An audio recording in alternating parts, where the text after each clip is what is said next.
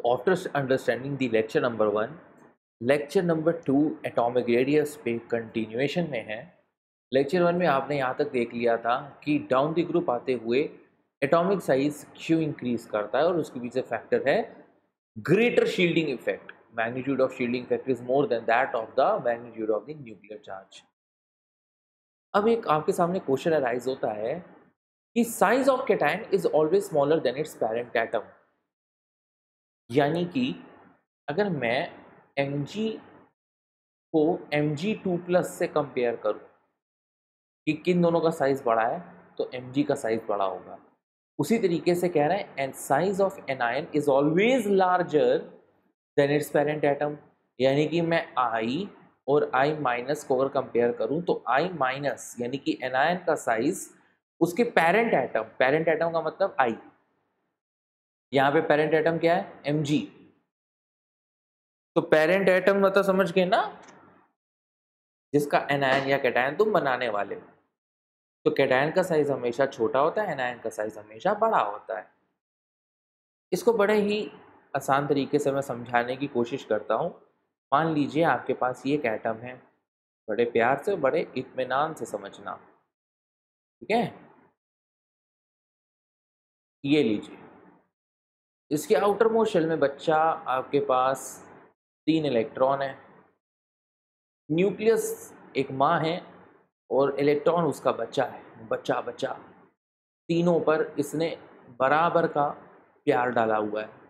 माँ की ममता है, तीनों बच्चों को प्यार बराबर करती है। अचानक से क्या हुआ, इसका एक बच्चा खो जाता है। सुन लेना आराम से, अचानक से इसका ये बच्चा खो गया। अब इसका वाला जो प्यार था, ये जो प्यार है, प्यार ये देख रहे हो, ये प्यार, हा क्या प्यार है। ये प्यार अपने बाकी 2 बच्चों में डिवोट कर देगी माँ मतलब न्यूक्लियस, बच्चे मतलब इलेक्ट्रॉन। तो फोर्स ऑफ अट्रैक्शन इंक्रीज हो गया। बोले तो the nuclear charge, the effective nuclear charge as compare to the parent atom gets increased. Clear? The nuclear charge gets increase as compare to the parent atom.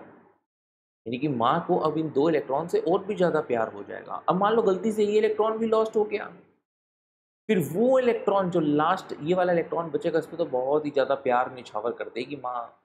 क्यों भाई, एक ही बच्चा है, अब ये ना खो जाए कहीं, तो फोर्स ऑफ अट्रैक्शन बहुत ज़्यादा हो जाएगा।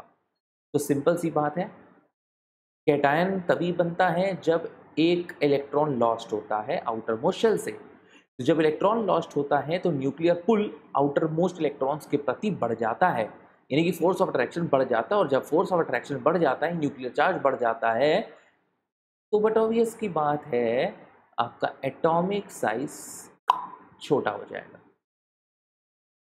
अब हम बात करते हैं एनायन के केस में। एनायन के केस में क्या है भैया, एनायन के केस में देखो, मुझे गलत मत समझना, है ना, और ना डिटेल्स में जाना। एनायंस के केस में बेटा कुछ ऐसा है ना, भावनाओं को समझना, डिटेल्स में मत जाना। इसके पास 3 बच्चे ऑलरेडी हैं।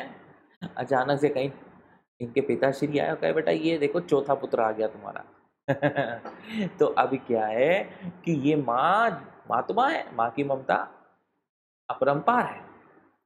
तो ये 3 इलेक्ट्रॉन्स पे जो प्यार नौछावर कर रही थी, यानी कि ये माँ की ममता जो 3 इलेक्ट्रॉन्स पे थी, कहीं ना कहीं थोड़ी अब इस पर भी फोकस करेगी।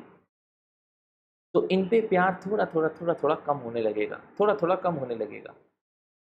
यानी कि न्यूक्लियर पुल, यानी कि फोर्स ऑफ अट्रैक्शन कम हो रहा है कंपेरेटिवली पेरेंट एटम के, यानी कि एटॉमिक साइज बढ़ जाएगा। तो सारी कहानी न्यूक्लियर अट्रैक्शन की है, न्यूक्लियर पुल की है, न्यूक्लियर चार्ज की है। कैटायन के केस में न्यूक्लियर चार्ज ज़्यादा तो एटॉमिक साइज छोटा, एनायन के केस में न्यूक्लियर चार्ज कम तो भैया एटॉमिक साइज ज़्यादा।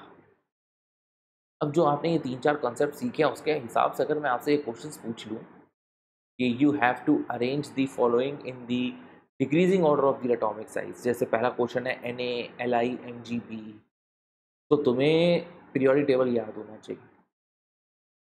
क्या याद होना चाहिए? Periodic table. तो Na, देखो हमने कौन कौन से एलिमेंट दिए हैं तुम्हें, हमने तुम्हें Li दिया है, Be दिया है, Na दिया और Mg दिया है। तो डाउन दी ग्रुप जाते हुए एटॉमिक साइज बढ़ता है, यानी कि Na और Mg का एटॉमिक साइज ज़्यादा है। डायगोनल मत भागना, कई बच्चे कहते हैं सर डायगोनल भागिए, नहीं डायगोनल नहीं भागना है, या तो डाउन दी ग्रुप जा सकते हो या अक्रॉस द पीरियड जा सकते हो। क्योंकि हमें डिक्रीजिंग ऑर्डर चाहिए तो हमें पहले बड़ा चाहिए, बड़ा। तो बड़ा किसका है? Na और Mg का। क्या? एटॉमिक साइज, है ना? हाँ। तो Na और Mg में किसका ज़्यादा बड़ा है? Na का, फिर Mg का। फिर अब ऊपर आएंगे तो बच रहा है लीबे, तो पहले Li है फिर Be है। तो आइए एक बार इस क्वेश्चन में झांकी मार लें कि क्या यही हमसे पूछा गया था और क्या यही इसका आंसर है? जी हाँ, मैं हूं खलनायक। जी हाँ, मैं हूं खलनायक। NALIMGBE, देख रहे हो बेटा? ली ना बेटा मांगे। डाउन दी ग्रुप गए, ये दोनों बड़े थे, Na जीता, Mg हारा।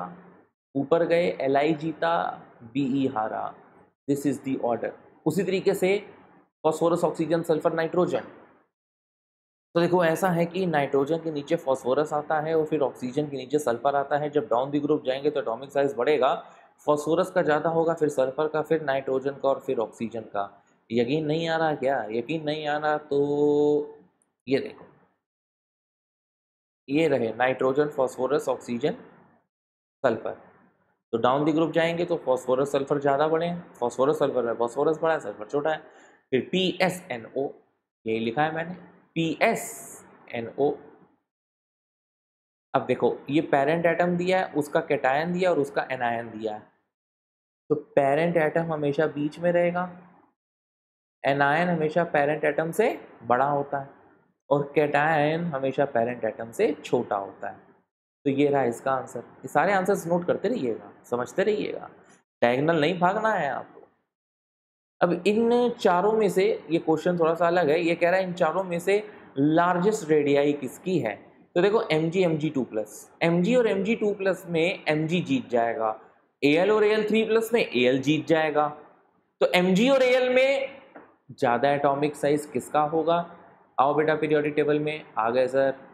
अब देखो बेटा ऐसा है कि Mg और Al ढूंढ लो। MgAl MgAl MgAl दिख गया? मैं दिखा देता हूँ, ये अरे ये रहा Mg, ये रहा Al। अक्रॉस द पीरियड जाते हैं तो एटॉमिक साइज डिक्रीज करता है। अगर एटॉमिक साइज डिक्रीज करता है तो एल्यूमिनियम का छोटा होगा, मैग्नीशियम का बड़ा होगा। तो Mg Mg2+, Al और Al3+ में सबसे बड़ा एटॉमिक साइज Mg का है। स्मॉलेस्ट की बात कर लो, Mg और एल्यूमिनियम में एल्यूमिनियम तो सबसे छोटा है और Al और Al3+ में Al3+ का छोटा है। एटॉमिक साइज है, एटॉमिक साइज। समझ में आई मेरी बात पूरी अच्छे तरीके से? किसी को कोई प्रॉब्लम हो उससे आप पूछ सकते हो। नेक्स्ट, जैसे अगर मैं कहूँ कि इसमें आपको डिक्रीजिंग ऑर्डर बताना है तो कैसे बताओगे? वीडियो पॉज करो, सोच के देखो। अब देखो इसका एटॉमिक नंबर 10 है, इसका एटॉमिक नंबर, नहीं सॉरी, इसका एटॉमिक नंबर 7 है, 8 है, फिर ये 9 है, फिर ये 10 है, ये 12 है, ये 13 है। तो देखो 7 में 3 आ गए तो टोटल नंबर ऑफ इलेक्ट्रॉन्स की मैं बात करने जा रहा हूँ। ये 7 इलेक्ट्रॉन्स हो गए, atomic number equal to total number of electron, और उसमें 3 आ गए यानी कि 10। 8 में 2 आ गए यानी कि 10। 9 में 1 आ गया यानी कि 10। और सॉरी ये 11 होता है, 11 में 1 चला गया 10, 12 में 2 चले गए 10, 13 में 3 चले गए 10। बोले तो सारे आयंस जो थे यहाँ पे, चाहे वो एनायन हो चाहे कैटायन हो, वो अलग थे लेकिन total number of electron same आ रहे हैं। तो ऐसी स्पीसीज को आइसो इलेक्ट्रॉनिक स्पीसीज कहते हैं। क्या कहते हैं? आइसो इलेक्ट्रॉनिक स्पीसीज, जिनमें सेम नंबर ऑफ इलेक्ट्रॉन्स हो। अब इनमें तुमको अगर decreasing order of atomic size पता लगवाना हो तो कैसे करेंगे? Decreasing order of atomic size. तो देखो भाई ऐसा है कि सबसे सबसे कम सबको 10 इलेक्ट्रॉन खींचने हैं, सबको बराबर से 10 इलेक्ट्रॉन खींचने हैं ना, सबको मिलेगा, सबको पास 10 इलेक्ट्रॉन है ना। तो रुकने का, सब्र करने का, ज्यादा धक्का मुक्की नहीं। तो अब अगर प्लस का 7 10 को पकड़ेगा तो वो ज्यादा अच्छे से पकड़ेगा कि प्लस का 13 जब 10 को पकड़ेगा वो ज्यादा अच्छा सा पकड़ेगा? बताओ जल्दी, बताओ जल्दी। खुद सोचो यार, 10 इलेक्ट्रॉन सबके पास हैं। अब पॉजिटिव किसका ज्यादा है? एल्यूमिनियम का पॉजिटिव ज्यादा है। कितना है भाई? प्लस का 13, सबसे ज्यादा इसी का है। तो ये ज्यादा अच्छे से 10 के इलेक्ट्रॉन को खींचेगा अपनी तरफ, यानी कि न्यूक्लियर पुल ज्यादा होगा, फोर्स ऑफ अट्रैक्शन ज्यादा होगा। और अगर फोर्स ऑफ अट्रैक्शन ज्यादा हुआ तो इसका एटॉमिक साइज सबसे छोटा होगा। और भैया +7 बेकार है एकदम लुल, यानी कि इसका न्यूक्लियर पुल सबसे बेकार होगा, यानी कि एटॉमिक साइज सबसे ज्यादा इसी का होगा। फिर O2 माइनस का होगा, फिर F माइनस का होगा, फिर Na प्लस का होगा, फिर Mg2 प्लस का होगा, और लास्ट में बेकार होगा Al3 प्लस का। यानी कि एक बहुत इंपॉर्टेंट रिजल्ट में निकल रहे हैं हम लोग। क्या है वो इंपॉर्टेंट रिजल्ट? कि for isoelectronic species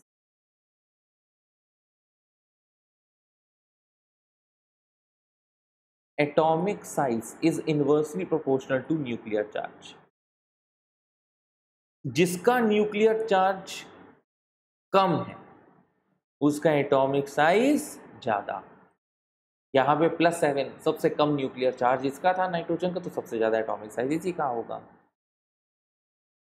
clear? Clear, पक्का, एकदम बराबर तरीके से ये एटॉमिक साइज के हमारे क्वेश्चंस हो गए, में भी पूछे जा सकते हैं आपके स्कूल लेवल एग्जाम पे। तो अब हम लोग नेक्स्ट टॉपिक पढ़ेंगे आयनाइजेशन एंथैल्पी पे। Just first go through this video.